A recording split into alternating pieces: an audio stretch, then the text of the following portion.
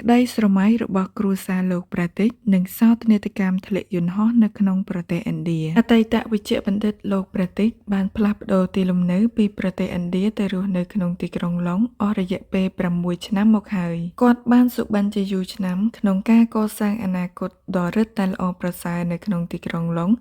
នៃប្រទេសអង់គ្លេសសម្រាប់គ្រួសាររបស់គាត់ដែលកំពុងស្នាក់នៅក្នុងប្រទេសឥណ្ឌាលោកប្រាទិចបានចំណាយពេលជាច្រើនឆ្នាំដើម្បីធ្វើឯកសារធានាគ្រួសាររបស់គាត់ទៅរស់នៅជុំគ្នាយ៉ាងមានសុភមង្គលបន្ទាប់ពីការធ្វើវីសាធានាភរិយានិងកូនៗរបស់គាត់ដោយការអត់ធ្មត់ជាច្រើនឆ្នាំទីបំផុតក្តីសុបិននេះបានក្លាយជាការពិតទើបតែប៉ុន្មានថ្ងៃមុនពេលឡើងយន្តហោះភរិយារបស់លោកគឺលោកស្រីវិជ្ជបណ្ឌិតកូមេវីយ៉ាដែលជាគ្រូពេទ្យជំនាញបានលាលែងពីតំណែងការងារនៅក្នុងប្រទេសឥណ្ឌា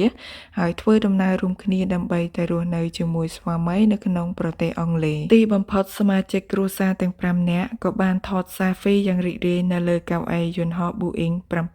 787តែជាអកុសលរឿងដែលនឹកស្មានម្ដងមួយក៏បានកើតឡើងទៅលើគ្រួសាររបស់គាត់នៅថ្ងៃទី12ខែ6ក៏មានជើងយន្តហោះ Boeing មួយដែលត្រៀមហោះហើរពីប្រទេសឥណ្ឌាទៅកាន់ទីក្រុងឡុងបានជួបអបតិវហេតុផ្ទុះដោយមនុស្សប្រមាណ270នាក់ស្លាប់ទាំងអស់រស់តែម្នាក់ប៉ុណ្ណោះ